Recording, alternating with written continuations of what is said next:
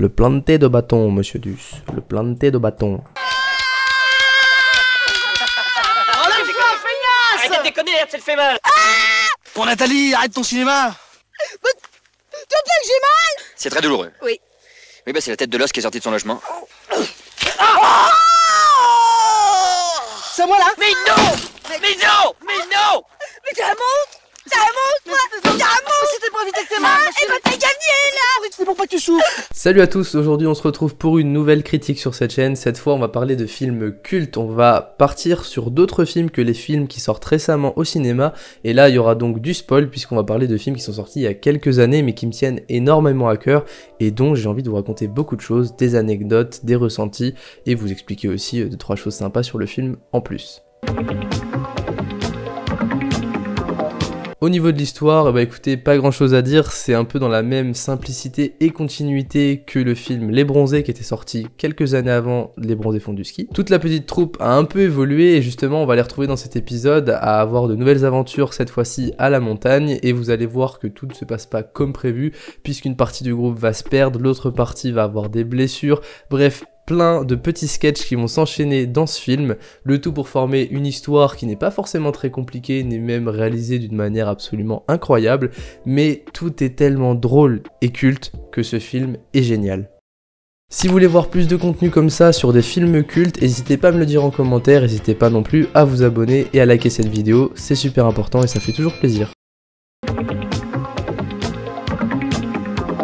Pour ce qui est des acteurs, comme je vous le disais, on va retrouver toute la troupe ou presque du Splendide, donc une troupe très connue d'humoristes en France à cette époque-là. Donc pour rappel, on est fin des années 70, début des années 80. Le Splendide, c'est une troupe qui est assez réputée et qui plaît énormément d'ailleurs à Coluche. Ce sont des amis de Coluche et dans cette troupe, vous avez forcément des gens que vous connaissez puisqu'il y a Christian Clavier, Thierry Lhermitte, Gérard Jugnot, Marianne Chazelle, Michel Blanc, Dominique Lavanant et...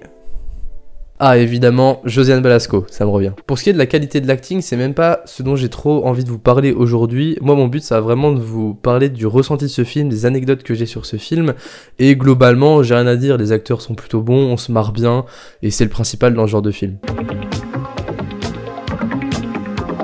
Ce film, c'est littéralement un bloc de nostalgie et c'est pour ça que je prends plaisir à chaque fois de le revoir. Et ce qui est vraiment assez marrant à regarder, c'est quand même de voir l'évolution dans les tenues, même dans les skis. Les skis, c'est assez choquant, c'est-à-dire qu'aujourd'hui, si vous voyez des skis comme dans les Bronzés font du ski, très souvent, c'est des vieux qui ont 70-80 ans, qui ont gardé leurs skis et qui ont bien entretenu leurs skis. Et c'est assez marrant parce qu'on voit tout ça qui a évolué d'une puissance monumentale et comme je le disais tout à l'heure, par contre il y a comme l'intérieur des appartements, ça, ce genre de truc, ça a pas forcément évolué, mais bon c'est assez marrant donc c'est pas plus mal aussi, ça met vraiment dans l'ambiance ce truc un peu papier crépi, comme j'ai d'ailleurs dans cet appart. Ouais, c'est un peu le même délire, avec des tableaux un peu pourris, il y a d'ailleurs un sketch qui se déroule sur un tableau dans le film. Et ce qui est aussi marrant, c'est de voir qu'à l'époque, c'était, on va dire, quand même les débuts des stations de ski, des grosses stations de ski en France, et de voir que les remontées mécaniques, c'était des télésièges de place, pas débrayables, donc les trucs vraiment qui te sacent le cul quand tu les prends, aujourd'hui ça existe quasiment plus, aujourd'hui limite on se plaint si on a ce genre de remontée, et là dans les films, tu les vois prendre tout ça, les tire-fesses, etc. Enfin c'est... En fait... Tous ceux qui ont déjà été à la montagne ou au ski, je pense qu'ils comprennent l'engouement que représente ce film à mes yeux. Si tu aimes la montagne, si tu aimes la neige, si tu aimes le ski, tu vas forcément adorer Les Bronzés font du ski parce que ça va te plonger dans cette ambiance, sachant qu'en plus il y a tout le côté humour, entre potes, etc. Donc franchement c'est sympa.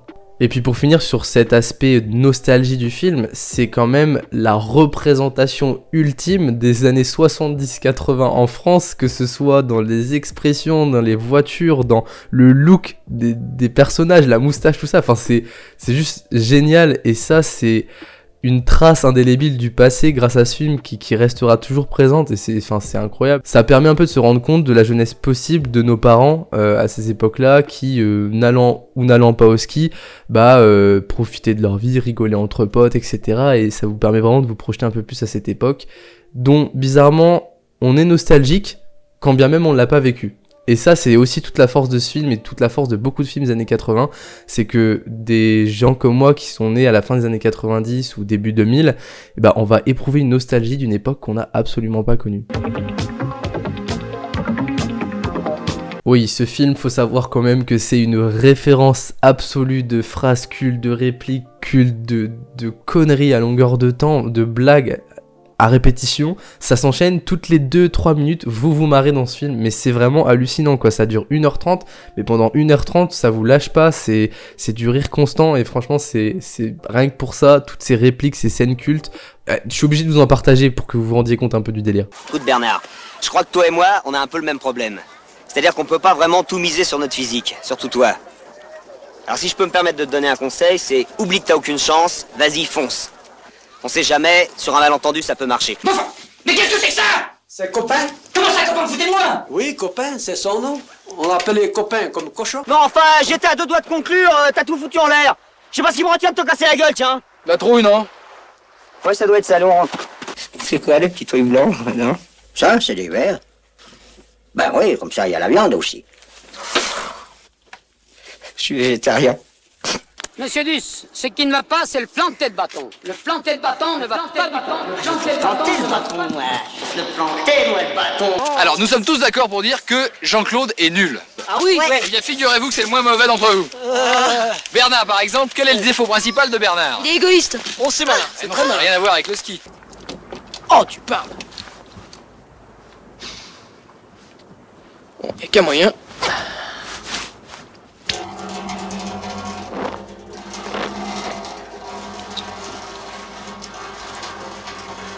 Excusez-moi, mais vous êtes en train d'uriner sur ma voiture. Comment ça?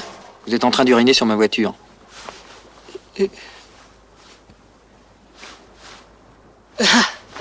Pardon? Oui, parce que j'ai la même là-bas, alors Bah oui. c'est la même couleur, tout, quoi. Oui, oui. Je suis désolé. Je termine? Bonne voiture, hein. Je suis quasiment sûr que vous avez déjà entendu ce genre de réplique un jour dans votre vie, c'est obligé, rien que le coup du télésiège à l'arrêt, ça c'est cultissime avec Michel Blanc, c'est tellement drôle. Et d'ailleurs j'aurai une anecdote là-dessus un peu plus tard, donc n'hésitez pas à rester sur la vidéo, vous allez voir, c'est assez intéressant. Petit passage rapide sur la musique. J'ai pas envie de dire les musiques, il y en a une dans ce film. La musique légendaire de ce film qui est hyper entêtante. Vous l'avez toujours en tête quand vous venez de voir le film et ça dure un petit moment. Et c'est surtout une musique, pareil, à chaque fois que je pars au ski, tu peux être sûr qu'à un moment donné, je vais l'écouter ou je vais la mettre en réveil le matin ou je vais la mettre forte dans l'appart pour faire chier un peu le monde. Mais cette musique, elle est culte, vraiment, c'est les vacances au ski. Ça pareil, ça a une empreinte énorme en moi. Et en plus, je trouve, elle met vraiment de bonne humeur, donc c'est super sympa de l'écouter. Ah, là on arrive sur la plus grosse partie de la vidéo, les anecdotes. J'ai envie de vous donner 2-3 petits trucs que vous savez pas. Si d'ailleurs vous avez des anecdotes que j'ai pas citées dans la vidéo, n'hésitez pas à les mettre dans les commentaires, je serais curieux de les lire. Et puis bah écoutez, on va commencer. Parmi les scènes les plus drôles qu'il y a dans ce film, il y a évidemment la scène du crapaud dans l'alcool, dans l'espèce de bergerie où ils sont tous ensemble à manger des tartines de fromage, truc qui a l'air absolument ignoble. Il faut savoir que cette scène, elle est tellement drôle qu'ils ont dû faire la prise 20 fois tellement les caméramans et les gens autour de l'équipe se marraient parce que Junio comme Michel Blanc étaient super drôles et vous le voyez rien que dans le film, ils font des grimaces mais tu te demandes même comment c'est possible de se donner autant pour faire des conneries comme ça. Merci. Hein. Puis bonne chance surtout. Allez-vous chanter. Santé.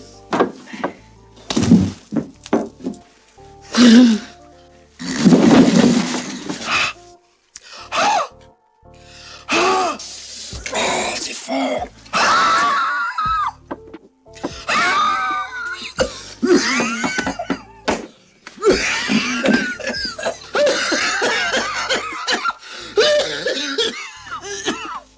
Ça débouche la chiotte, ça. C'est pas une boisson pour mauviette. Donc franchement cette scène elle est cultissime et faut savoir qu'elle a été faite 20 fois. Petite anecdote aussi sur le fameux crapaud, c'était pas un vrai crapaud, par contre c'était vraiment de la liqueur. Et oui, ils ont fait la prise 20 fois et faut savoir que c'était vraiment de la liqueur, donc imaginez un peu l'état de Junio et de Michel Blanc à la fin de cette scène. Deuxième anecdote, il faut savoir que les bronzés font du ski n'étaient vraiment pas prévus de base. C'est-à-dire que les bronzés, le premier film, a fait un carton. Il y a eu 2,3 millions d'entrées, c'est absolument énorme, et donc le producteur, Jean-Yves Rousset-Rouart, si je me trompe pas, ou Yves Rousset-Rouart, bref, le producteur des Bronzés a dit non, faut faire une suite, quand bien même les acteurs et le réalisateur Patrice Lecomte n'étaient vraiment pas très chauds. Et ce qui les a motivés, c'est que cette fois il n'était plus question d'un cachet à 10 000 francs, attention au niveau des chiffres, c'est à prendre avec des pincettes parce que je suis pas absolument sûr de cette info, et surtout quand tu vois l'écart, c'est-à-dire que pour les Bronzés, chaque acteur touchait 10 000 francs, pour les Bronzés font du ski, on leur a promis 650 000 francs. Ce qui, remis en euros d'aujourd'hui, fait environ 3 ou 5 000 euros pour le premier film par acteur, et pour les Bronzés font du ski, 130 000 euros. Ça marche les Bronzés. On arrive maintenant sur la troisième anecdote, et celle-ci elle fait mal au cœur pour les passionnés des Bronzés font du ski comme moi, puisque on aurait pu avoir un film de 2h10. Mais on a eu un film d'1h30 puisque 40 minutes ont été coupées au montage, 40 minutes parmi lesquelles les personnages qui étaient un peu perdus dans la montagne avaient envisagé de faire du cannibalisme, et il y avait aussi d'autres scènes où Martin Lamotte, qui d'ailleurs ne figure pas dans le film si je me trompe pas, avait un moment en boîte de nuit, donc c'est assez mystérieux, je sais pas ce que ça représentait, ce qu'il y avait de fait ou autre dans ces scènes, mais on a loupé 40 minutes des Bronzés font du ski, et malheureusement pour nous, jamais on ne pourra les voir parce qu'elles ont été détruites, étant donné que le stockage de ces 40 minutes apparemment coûtait trop cher, donc on ne verra jamais ces 40 minutes de plus. Pour l'avant-dernière anecdote, j'ai envie de vous citer Patrice Lecomte, qui est le réalisateur des Bronzés font du ski, et il nous parle un petit peu du niveau de ski de chaque acteur, parce qu'il faut savoir que les acteurs dans beaucoup des scènes, ce sont eux qui sont sur les skis et qui font les scènes. Alors je vais vous le citer, donc le média qui fait « Mais au fait, les acteurs, est-ce qu'ils étaient bons au ski ?» Et Patrice Lecomte répond « Certains étaient très bons, comme Thierry Lhermitte et Christian Clavier, donc ça c'est pas trop étonnant, ils avaient l'air assez sportifs à l'époque, et d'autres étaient des vrais brels.